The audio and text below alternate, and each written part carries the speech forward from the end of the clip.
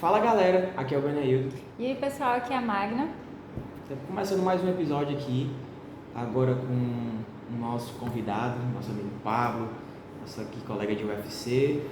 Ele vai se apresentar para vocês, não é, Magna? Oi gente, boa noite. Eu sou o Pablo, sou atualmente professor aqui da UFC Campos de Russas, estou no cargo de vice-diretor. Prazer, viu, Pablo? Uma grande honra, professor, o senhor aqui presente conosco, né? Depois de tanto desencontros, né, nas nossas agendas, deu certo finalmente, né? A gente tem agendas bem cheias, né? Imagino que vocês também no dia a dia, com disciplinas e atividades, mas que bom que nós conseguimos fazer esse esforço e estamos aqui hoje reunidos para esse momento, né? Sim, professor. Estamos aqui para agradecer a disponibilidade do senhor, a gente sabe que realmente é difícil. E a gente vai fazer as perguntas com nossas dúvidas, né? Também vai ter as dúvidas do pessoal de fora, certo? O pessoal que não teve como estar presente. Mas a gente sempre inicia perguntando, né? Como é que é o do candidato, mas no caso o Pablo fora da universidade? Tá. Sobre perfil pessoal, assim, fora da universidade, eu sou uma pessoa bem caseira, assim, bem discreta. Sou uma pessoa também muito família, gosto muito de estar na presença dos meus familiares, seja pai, mãe, irmã, com a minha namorada e a família dela também. Então, sempre quando eu posso, estou saindo com eles, gosto de ter essa presença também, e dos amigos íntimos também, né? Aquele ciclo mais duro, mais fechado. Então, fora da universidade, eu tenho esse perfil de ser uma pessoa mais família, de estar na presença dessas pessoas. Interessante. Sim, e esse convívio, né, ele te permite desconectar um pouco, né, dessa rotina cheia de demandas, essa rotina intensa? Sim, grande parte dos meus amigos, assim, tenho muitos amigos aqui da UFC que são professores, mas também são fora da academia, mas também tenho outros ciclos de amigos que não fazem parte desse ambiente universitário. Então acaba que fora aqui do contexto da UFC, né, na vida pessoal, a gente consegue conversar sobre outros assuntos que não necessariamente são relacionados ao UFC. Mas, eventualmente, quando a gente encontra qualquer outro colega professor, os assuntos da UFC acabam sempre tomando a grande pauta da nossa conversa. Né? Muito bom. Professor, perguntando mais sobre essas perguntas mais fora do ambiente acadêmico, mas também citando, porque querendo ou não, é a profissão do senhor, mas de onde é que o senhor é? Onde foi que o senhor se formou? Qual a sua cidade? Né? Quanto tempo o senhor está em Russas? Pronto, legal. Eu sou natural do Rio Grande do Norte, eu nasci na cidade chamada Janduís. Acho que atualmente hoje deve ter em torno de 3, 4 mil habitantes, né? Uma cidade bem pequena. Mas muito cedo eu migrei e fui morar em Mossoró. Então, estou morando lá mais ou menos há 30 anos, né? Na cidade de Mossoró, que é mais ou menos 80 quilômetros aqui de Russas.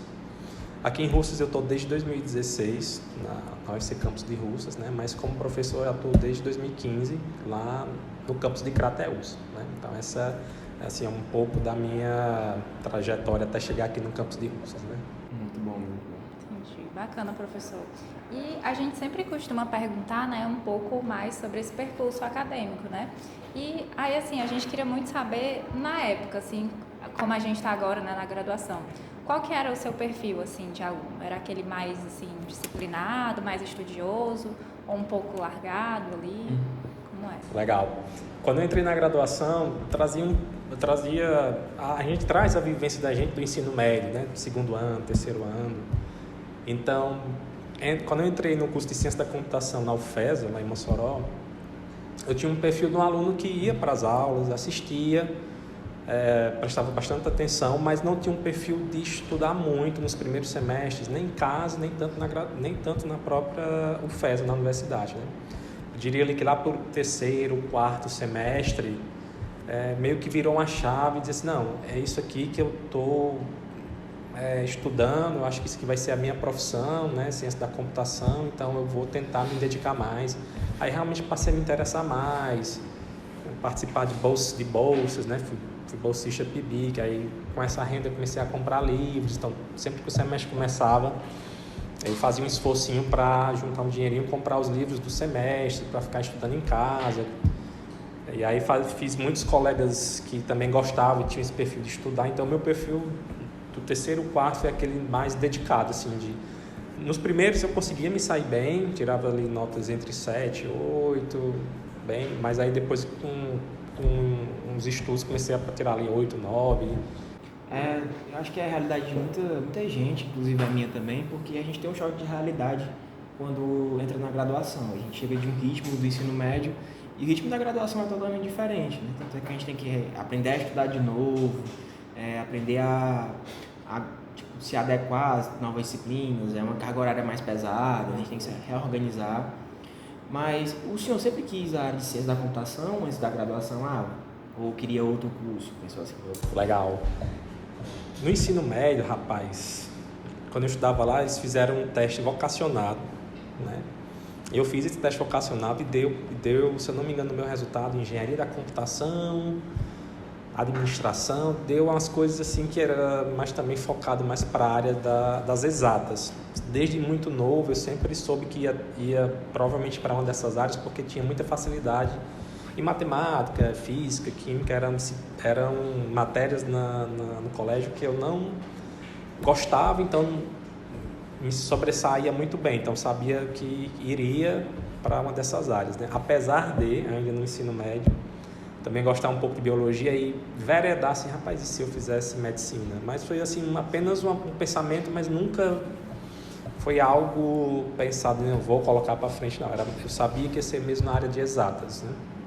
Ciência da computação, não necessariamente sabia, mas sabia que ia ser por ali, né? Exatas. Entendi, muito bom. Professor, e nesse meio tempo, né, nesse percurso, teve algum momento que o senhor ficou em dúvida ou chegou a, cara, não é isso aqui que eu quero, vou desistir, vou seguir outra rota? Ou sempre foi assim, ciência da computação? Durante a graduação, já fazendo o curso? Não, já fazendo o curso, a dúvida que eu comecei a ter era tipo assim, quando eu formar, né? O que eu vou seguir? É uma academia, é um mercado, e eu vou trabalhar onde?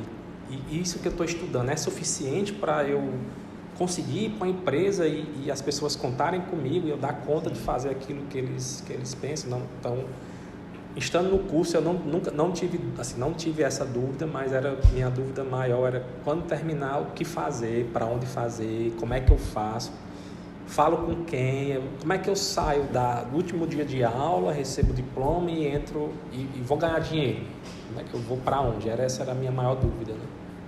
Muito, muito bom mesmo.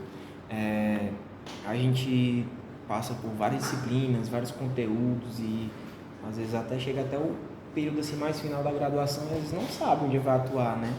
Mas eu acredito que sempre tem uma virada de chave, né? Quando você vai ou participando de algum projeto, ou participando de algum estágio, né? Acho que vai virando a chave nesse momento, né? Falando mais dessa parte, teve algum momento assim, muito difícil da graduação do senhor, em alguma disciplina que o senhor viu, rapaz, essa disciplina aqui, ela é muito difícil, se eu não conseguir realmente me dedicar a ela mais, eu não consigo, ou uma formação adequada, às vezes a pessoa fica frustrada, né? Ou se sente comprometido com o semestre em si, né? Vou me atrasar, vou demorar mais tempo para me formar. Teve algum assim? Tenho, na verdade, duas situações na graduação que podem se encaixar muito bem nisso que você está me dizendo. No segundo semestre, a gente tinha lá estatística. E aconteceu um caso curioso. A minha turma, ela de ciência da computação, pagava algumas disciplinas com a turma de engenharia de produção. Nós estudávamos à noite, lá na UFESA. Os dois cursos eram as primeiras turmas da UFESA à noite. E aí, as nossas aulas, se eu não me engano, eram de quarta e sexta-feira. E teve uma das aulas lá que boa parte da turma faltou, inclusive eu. Na aula seguinte era a prova, uma das provas lá. E digamos que 60% da prova era com base no conteúdo daquela aula que boa parte da turma faltou. Os que faltaram a aula não foram fazer a prova, mas eu corajosamente fui e me dei muito mal. Graças a isso fui para a final da disciplina de estatística. E tinha acabado de receber a bolsa PIBIC. Então uma reprovação significaria que eu perderia a bolsa, né? Até se ficasse com a média abaixo de 7. Então, para eu ficar com 7, eu tinha que fechar quase um 9,5, 10 na final. E realmente foi um momento assim que eu me vi muito aperreado. Cheguei a conversar com o professor, né? Expliquei a situação. ele me deixou muito calmo, né? Me orientou a estudar. Eu estudei, fiz a final. Eu não sei até hoje qual foi a nota, mas eu fiquei com 7 na média lá, na média final, que foi suficiente para eu manter a bolsa PIBIC. Esse realmente foi um momento assim bem delicado para mim, né? Na graduação. Realmente, bolsa é bem sério, né? Sim, exatamente. Professor, pegando essa parte que o senhor falou, né, do final da graduação, para onde seguir, né? Como foi, então, né, o final? Por onde o senhor seguiu? Como foi, né? Nesse percurso de ser bolsista PIBIC, eu também era um outro amigo, um grande amigo meu, que a gente estudava junto, também era. E eu me enxergava muito nele, porque a gente estudava muito junto, e ele parecia um cara, o nome dele é Victor, né? E ele parecia um cara à frente do nosso tempo, assim, já muito bem engajado e sabia muito o que seguia. Ele falou, eu vou fazer mestrado, né? Lá na UFESA, quando a gente estava no percurso da graduação, eles criaram um mestrado entre a Universidade Federal e a Estadual, um mestrado em conjunto. Então a gente já era aluno da UFESA, sabíamos que o mestrado tinha acabado de ser aberto, né? Um semestre depois a gente se formou, e pareceu para a gente o percurso natural, quer dizer, você já está na iniciação científica, tem um mestrado dentro da sua própria instituição, na sua própria cidade. Então eu não sabia nada sobre mercado, porque meu curso não tem estágio, a gente não precisava estagiar para se formar, então assim, me pareceu o caminho mais óbvio e seguro. Não, eu estou aqui na UFES, o mestrado é na UFES, com meus mesmos professores, alguns diferentes, então eu fui mais na bola de segurança, sem saber muito ainda o que era mestrado, não sabia, não, mestrado, é a continuação do estudo, não sabia exatamente para que se via, né? Então foi mais ou menos por esse caminho aí. Sim, inclusive eu ia até perguntar, porque às vezes a gente tem alguns convidados, alguns professores, que antes de entrar na área da docência ou até mesmo pensar em fazer um mestrado, tiveram um período antes de trabalhar em alguma empresa, né, essa parte mais empresarial. Mas o senhor já foi na parte, quero me assegurar de alguma coisa, então eu vou me dedicar ao mestrado. Aí o senhor participou do mestrado, aí como é que foi? O senhor pegou o gosto, quis o doutorado? Isso. Tinha um ponto também interessante, que no mestrado geralmente tem bolsa, né? Então não era um salário, mas sabia que teria alguma renda para você estudar, né? Na parte do mercado, quando eu fazia o curso de graduação, também fazia um curso que hoje é IFRN, mas antes era Cefet. Eu fazia um curso técnico lá, e lá, assim, para se formar, precisava fazer um estágio. Então, fiz um estágio de 6 meses numa empresa lá em Mossoró, né? Mas pela graduação, não. E aí, quando eu entrei no mestrado, eu me descobri, disse, não, estou fazendo aqui pesquisa. Aí comecei a entender mais desse mundo de pós-graduação, então já sabia que quando terminasse o mestrado iria atrás de um doutorado, então já estava imerso mesmo nessa questão da pós, já estava vislumbrando de fato uma carreira, né? Depois que ingressei no mestrado foi que realmente eu comecei a entender melhor, sabia que queria um doutorado assim que terminasse o mestrado, né?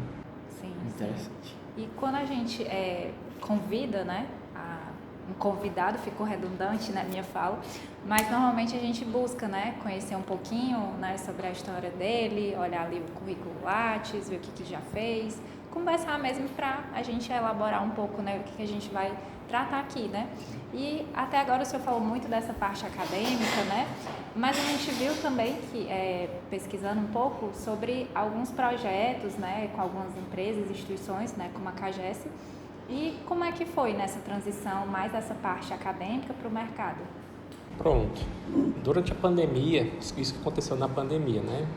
Em meados da metade do ano 2020, estava realmente naquele período mais onde todo mundo estava ficando em casa, né? A gente, como docente, voltamos a ministrar aulas ali no meio do ano, né? Tentando recuperar o semestre.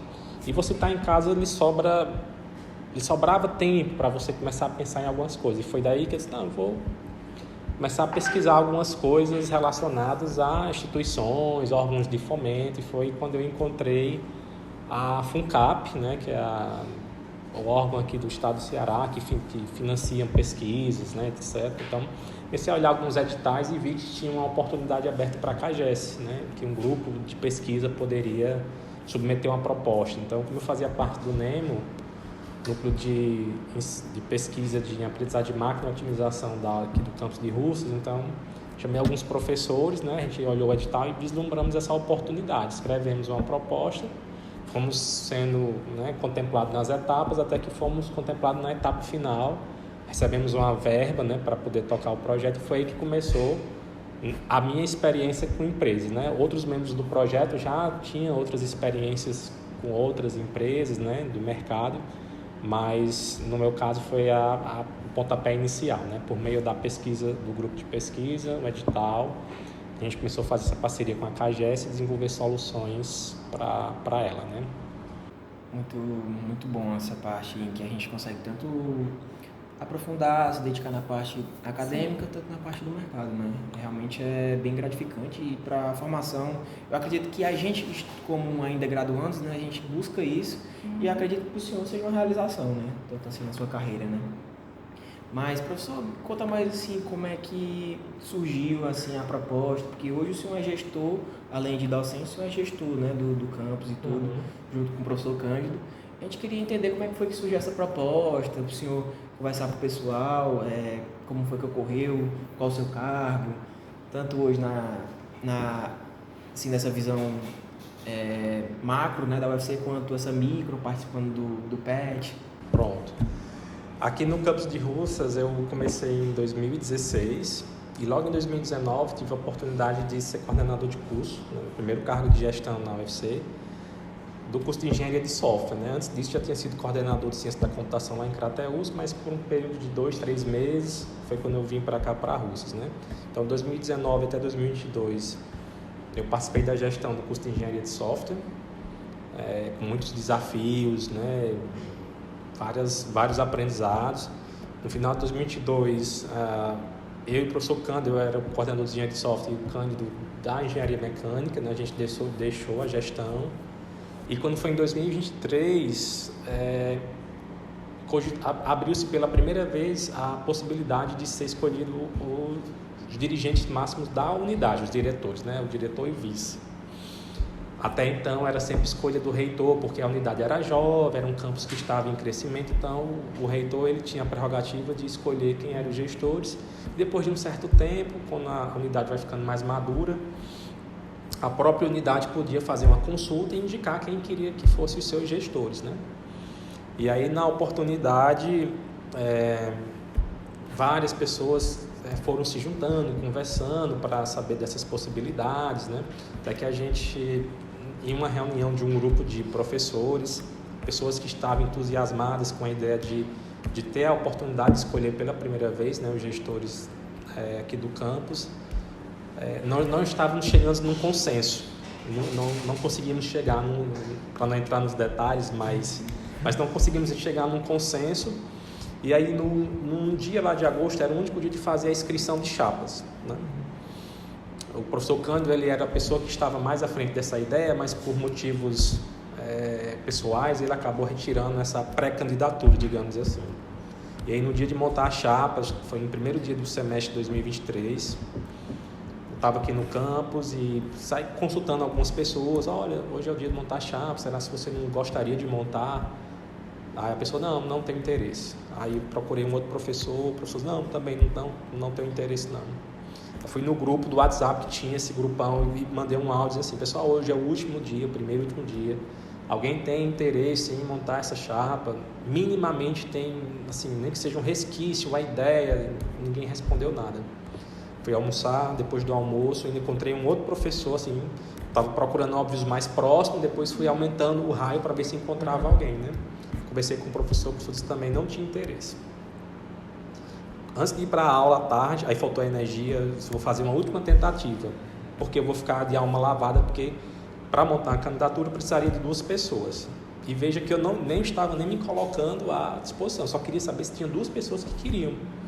Eu liguei para o Cândido, nós não éramos próximos, porque ele é professor da mecânica e eu da computação, mas a gente se conhecia aqui, oi, falava assim, né? Ô, professor, beleza? A simpatia do Cândido. A gente não tinha essa troca, assim, não tinha parceria, né? Assim, nós não éramos inimigos, mas não eram conhecidos. Meu colega de trabalho, professor Cândido, professor Paulo.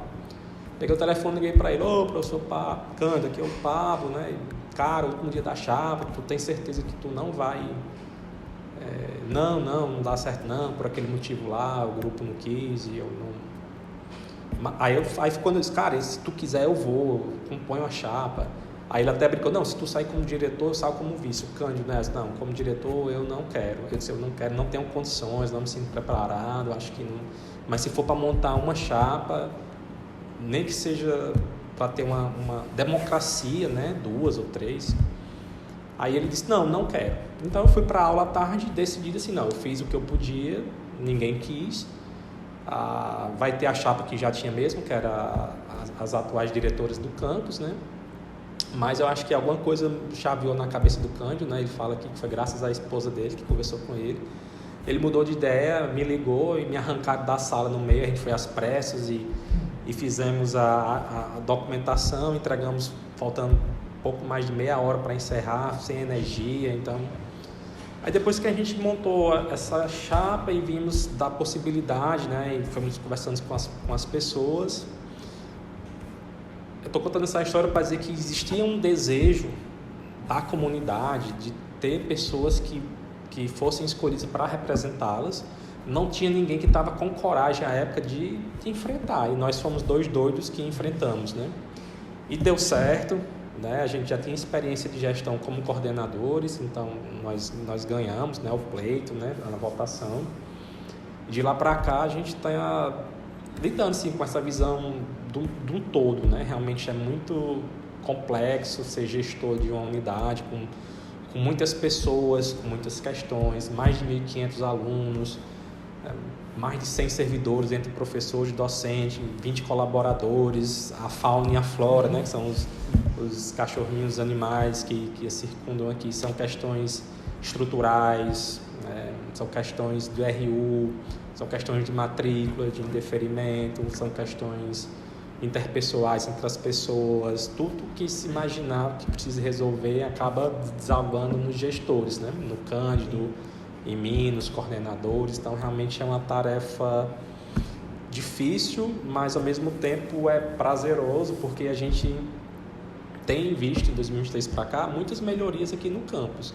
Obviamente eu não estou dizendo que é só por conta que foi o Pablo e o Cândido que ganharam, mas quando você está em posições que você pode tomar decisões e você tenta, claro, tomar sempre as decisões tentando acertar, muitas vezes certa, muitas vezes erra, a gente tem sempre visto que acho que a gente tem acertado mais do que errado, e a gente tem percebido algumas melhorias no campus, né? Então isso é prazeroso, mesmo com os desafios, né?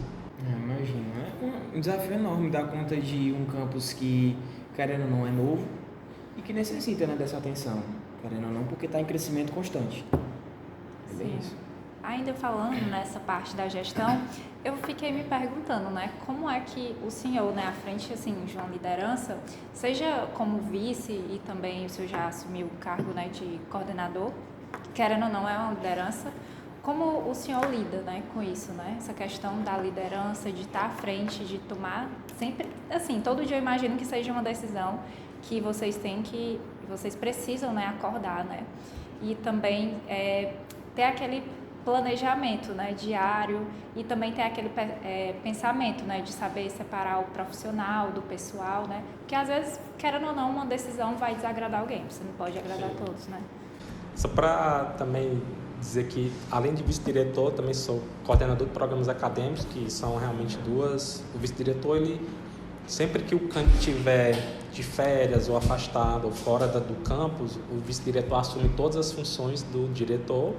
E o coordenador acadêmico, que é uma outra função que eu também tenho, ele, digamos assim, para auxiliar os coordenadores do curso em todas as decisões que eles vão tomar, né? Digamos assim.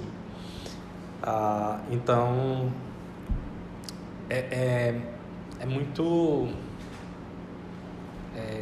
conflitante, né? Você tá com essas 2 gestões. Você tem que ter um planejamento muito, muito bom, porque além disso eu tenho que dar aula ainda, tem alguns outros projetos pessoais, oriento alguns alunos, né? Mas assim que nós entramos, você tentar pegar o carro e ele andando a 150 por hora, né? Tudo vai acontecendo, você ainda tudo é novidade, são situações que você nunca viu ainda, problemas que você nunca viu, e você tem que tomar uma decisão, tipo assim, para ontem, porque se você não tomar decisão, uma coisa que está crítica pode ficar ainda pior, digamos assim, né? Então, no começo, eu e o Cândido, nós nos falarmos todo dia, de domingo a domingo, tentando passar todas as pautas do campus, né? Coisas que eu não conseguia estar em conjunto com ele, que ele acompanhava no campus, ele me passava, coisas que eu conseguia ver sozinho, passava por ele. Então a gente conversava bastante para poder tomar as decisões mais acertadas possíveis, né? Isso realmente é um desafio. Hoje a gente se fala menos porque grande parte das questões nós já entendemos, mas também não deixa de ser desafios porque todo dia acontece coisas novas. Por exemplo, um dia desse nós chegamos aqui e estava pegando fogo no campus, não necessariamente aqui, mas nessa parte que tem aqui um descampado, né? O fogo vinha de lá para cá, quer dizer, nós nunca tínhamos passado por isso, então tivemos que entender, ligar para os bombeiros, será se o fogo vai chegar aqui, será se cancela as aulas, será se todo mundo pede para todo mundo sair, né? O vento, vai chover, quer dizer, hoje está faltando água, hoje, né? nessa gravação, por algum motivo, aqui na unidade 1, os banheiros tiveram que ser trancados porque teve um vazamento de água. Então, ninguém aqui sabe, mas a gente tem que tentar resolver de alguma forma, pedir alguém para olhar os canos, fechar um registro, ligar para a OEC de lá, quer dizer, tem que resolver do problema mínimo ao problema máximo, né? Com certeza. Eu já achando muito difícil dar conta de algumas disciplinas, projeto de extensão e PET, o professor com a vice-diretoria, coordenação acadêmica e as aulas, né? Realmente. E os projetos, né? Que outros projetos que o senhor coordena, né? Pesquisa, de extensão, de PID, de PIPE, com PET agora. Com PET.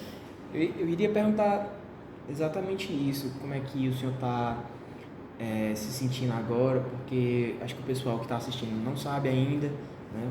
Mas a questão de adentrar no PET agora, como é que está sendo a sua experiência? Acredito que o senhor deva conversar muito com o professor Edvan. Como é que está sendo assim, esse mês, né? Primeiro mês, né? Eu queria dizer que desde o dia, não sei exatamente, mas desde o começo de março, né? Eu estou oficialmente como tutor do PET. A gente passa por um processo seletivo, né? E para mim tem sido muito prazeroso estar tutorando esse grupo, porque cheguei e encontrei pessoas maravilhosas, né? Alunos dedicados, já conheci o trabalho deles, né? De muitos que estão aqui de vocês, por acompanhar as atividades do campus, né? Rede social, então via sempre as atividades que o grupo desenvolvia, e quando comecei a me reunir com o grupo, percebi que era realmente tudo aquilo que era perceptível, né? E conversando também com o professor Edvan, ele sempre passava essa percepção dele que tinha realmente um grupo de pessoas dedicadas, selecionadas, disciplinadas, comprometidas com o trabalho que o PET desenvolveu. Então, chegar já com um grupo bem estabelecido, muito coeso, muito integrado, muito unido, é muito bom, porque é muito bom e ao mesmo tempo é um desafio, porque você dá continuidade a um trabalho que já é muito bom, lhe coloca uma pressão, tipo assim, eu não posso fazer nada errado, porque senão a qualidade vai baixar, tentar pelo menos manter, fazer o máximo para tentar manter, e se melhorar, melhor ainda. Então é isso que eu tenho sentido nesse um mês, né, de tutoria, nas reuniões, conversando com vocês do PET. Muito bom, e é um prazer também, né, ter essa experiência com o senhor. A gente já teve algumas reuniões, a gente já debateu sobre várias pautas nas reuniões que a gente tem semanais, e está sendo muito bom, muito gratificante a gente dar continuidade nessas atividades, mantendo a qualidade, né? Porque, querendo ou não, a gente mantém essas atividades de extensão, como é o podcast, a gente mantém atividades como Conheça o Seu Professor, questão do financeiro do Pet Story, então tudo tem um planejamento e a gente consegue ter esse brainstorm nas reuniões que, por mim, está sendo, e acredito que o pessoal também, bem tranquilo mesmo, professor. É muito, muito bom. Sim, fazendo as palavras do Beneu da minha, né? Está sendo um período de bastante aprendizado, né? Agora, puxando assim o gancho, né, para a palavra desafio, né, que o senhor falou agora há pouco. assim, diante de tantas demandas, né, qual que foi, assim, um desafio que, seja de algum projeto, ou seja mesmo na gestão, né, tanto como na vice-diretoria, como na coordenação, teve algum desafio, assim, que foi bem marcante, que o senhor pensou, nossa, eu acho que isso aí eu não vou dar conta, não sei o que fazer, estou de mãos atadas?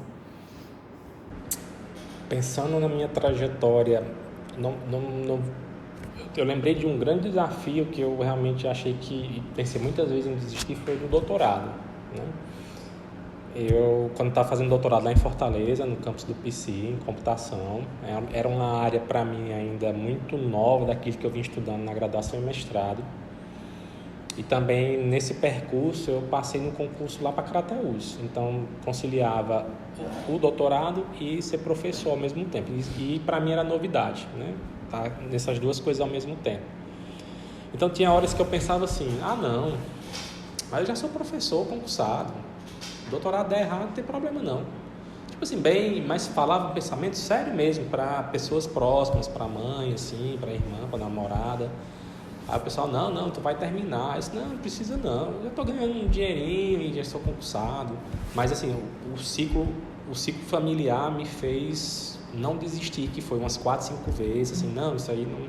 Porque tudo que eu tentava fazer na pesquisa não dava certo, então eu estava vendo já o tempo acabando, pedindo prazo de extensão, pedi, né, 4 anos, pedi mais um para fazer 5, chegou os 5, não consegui pedir mais 6 meses, e mesmo nos 6 meses eu estava vendo um negócio apertando e não, assim, não tem a saída no fim do túnel, mas após perseverar muito, consegui que deu certo, né, isso no percurso. Aqui na gestão, não vou dizer que no mesmo nível de desafio assim, de eu me ver sem saída, mas já teve algumas situações, todo dia tem situações, mas já teve algumas que também me fizeram pensar bastante, refletir bastante, assim, como é que eu vou conseguir vencer mais essa etapa. E geralmente isso acontece quando chega um desafio novo, algo que você nunca passou, né? Algo que eu nunca passei.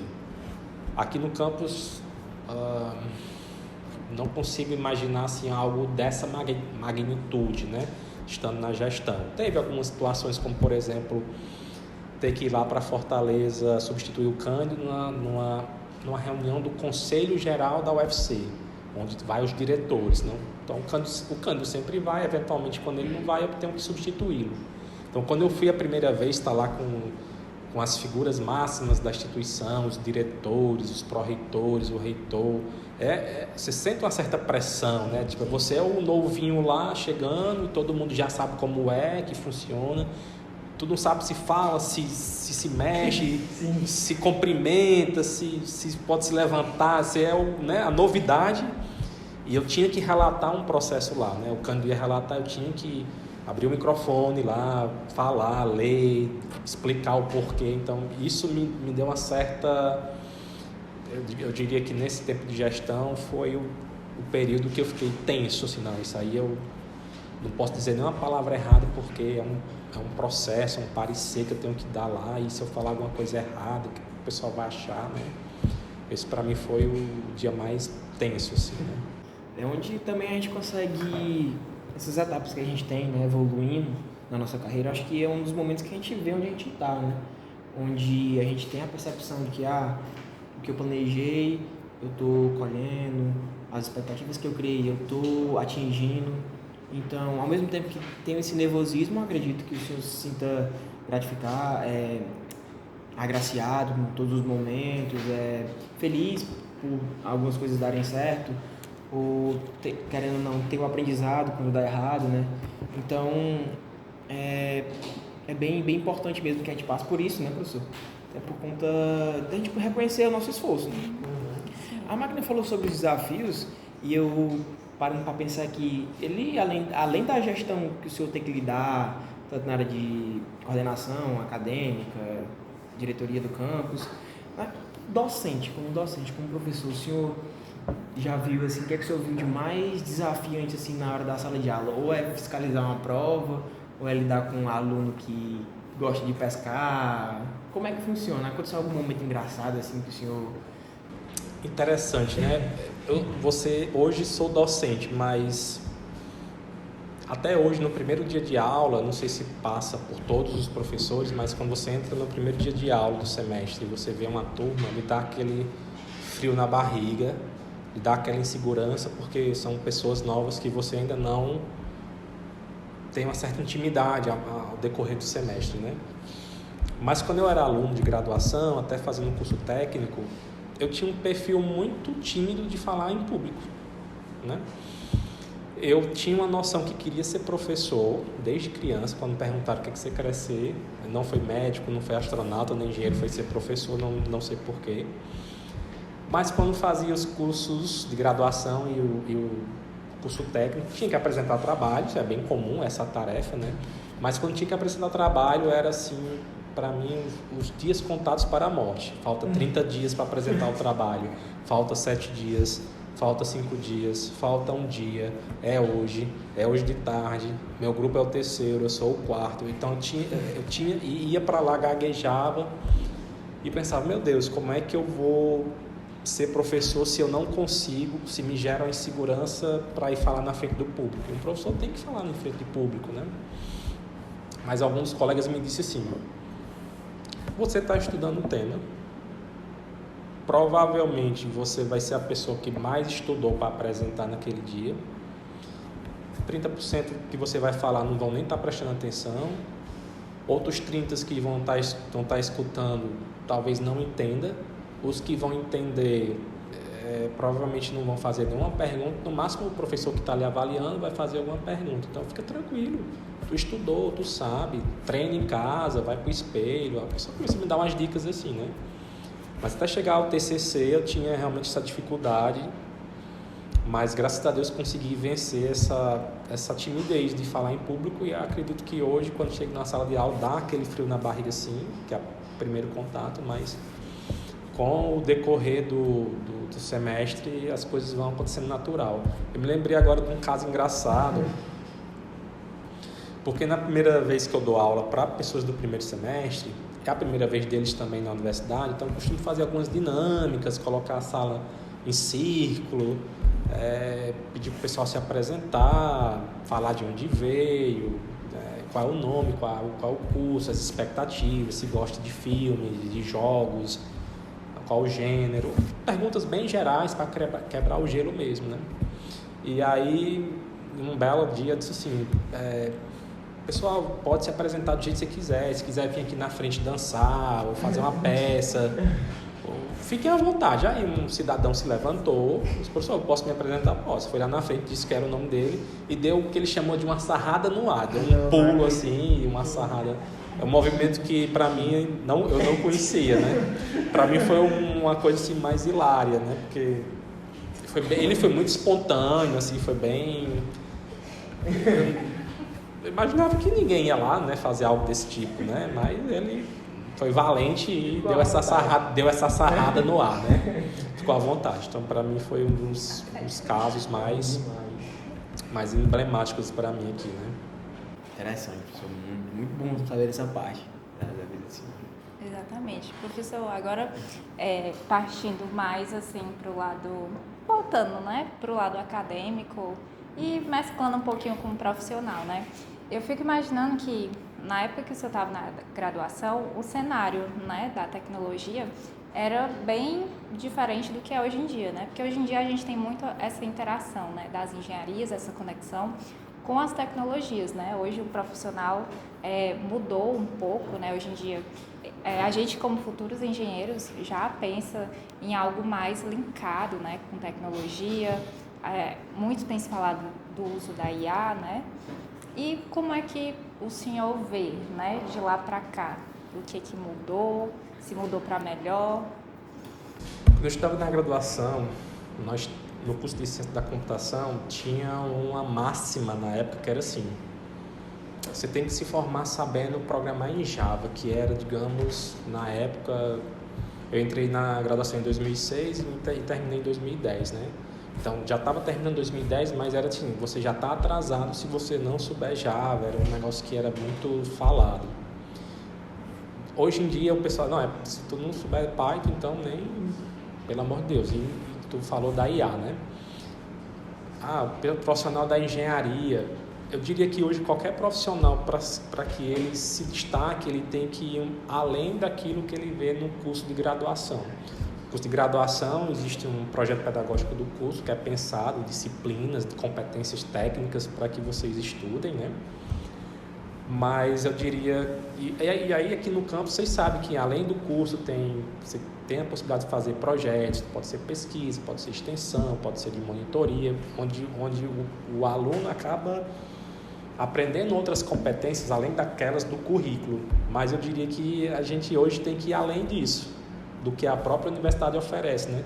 Buscar professor, então quer dizer que eu vou só estudar, não vou fazer mais nada? Não, dentro obviamente do seu cronograma, planejamento, é importante também tentar, por exemplo, um profissional da engenharia buscar competências da computação, profissionais da computação buscar também da engenharia, fazer essa interdisciplinaridade, multidisciplinaridade. É importante ter conhecimentos também, que hoje é soft skills, o pessoal já chama brain skills, né? Saber se comunicar bem, ter um bom network, isso são coisas que eu já ouvia quando estudava na graduação, mas que são essenciais, porque hoje você estuda, por exemplo, a Magna e o BDU no mesmo curso, como exemplo, mas quando vocês se formarem, pode ser que no futuro um esteja num cargo que possa lhe facilitar, pode ser que ele seja dono de uma empresa e você seja aquela vaga que você queria, ou ser uma pessoa influente naquela empresa, quer dizer, o seu network também pode lhe abrir muitas portas, né? Tenha bons amigos é mais importante do que você ter dinheiro, digamos assim, né? Os amigos conseguem, seja amigo de pessoas que vão falar bem de você numa sala quando você não estiver presente, isso faz muita diferença, né? Então eu diria que, para além do conhecimento técnico do curso, tentar também se capacitar nessas brain skills, comunicação, ter uma outra língua também muito importante, né? Já era, mas inglês, acho que é a língua mais, mas um francês, um espanhol, se a pessoa puder fazer também, não deixa a desejar, né?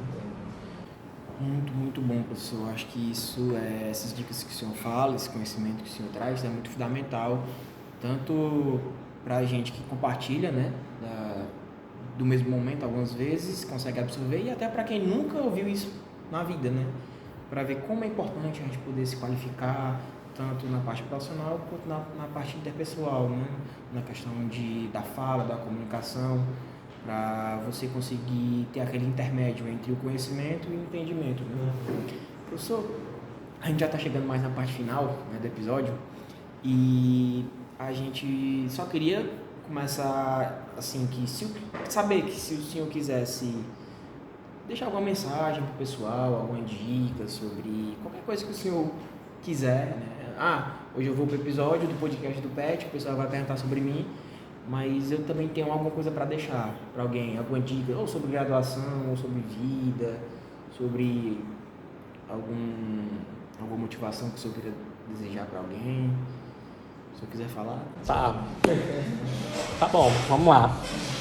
Então eu queria dizer assim para você que está assistindo esse episódio de hoje, né, seja você aluno da UFC Campus Russas ou não, ou alguém que está galgando ainda construir sua trajetória acadêmica ou profissional,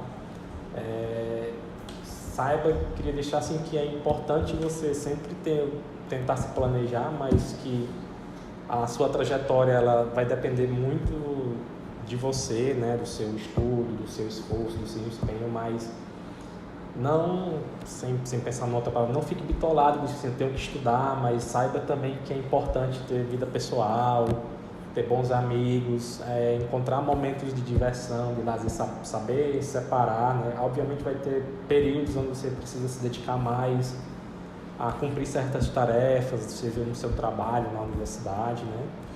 Mas que a parte pessoal, ter amigos, espiritual também, para quem tiver a sua espiritualidade, é tão importante quanto dedicar às questões técnicas, né? Não é fácil, né, manter o equilíbrio entre tudo isso. Às vezes você foca mais numa coisa e desequilibra outra, deixa de dar mais atenção para, sei lá, a vida pessoal, os estudos ficam de lado, ou dá atenção aos estudos e a vida pessoal fica de lado. Sempre pessoa que está com você pode reclamar, seus amigos, sua família, mas queria deixar uma mensagem para você tentar sempre equilibrar tudo isso que tem na sua vida, né? Não é fácil não, mas é importante tentar fazer isso, né? E com bom planejamento, acredito que vocês conseguirão sempre atingir os objetivos, né? Nem parece que já teve vergonha de falar, né? Pois não é, professor. E aqui é a nossa saideira, né? Que são as perguntas dos petianos, né? Sim. Então, perguntas anônimas, assim, a gente não identifica, mas abre aí, Beneudo, para nós. Não pode identificar não, porque o Pablo já é nosso tutor, né?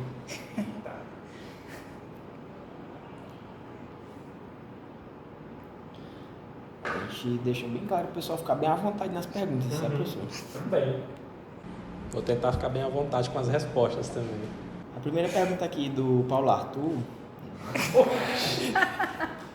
Tô brincando. Não. A primeira que tem aqui foi feita já, né? Como está sendo a experiência do senhor, né? Como tutor? Acho que o senhor já falou, né, pessoal? A gente pode usar outra. Mas tem uma aqui, Magna. Pode ler essa daqui. Qual a dica que você daria para o aluno que está saindo da graduação e pensando em ingressar em um mestrado? Essa pergunta, assim como todas as outras, é muito boa, né?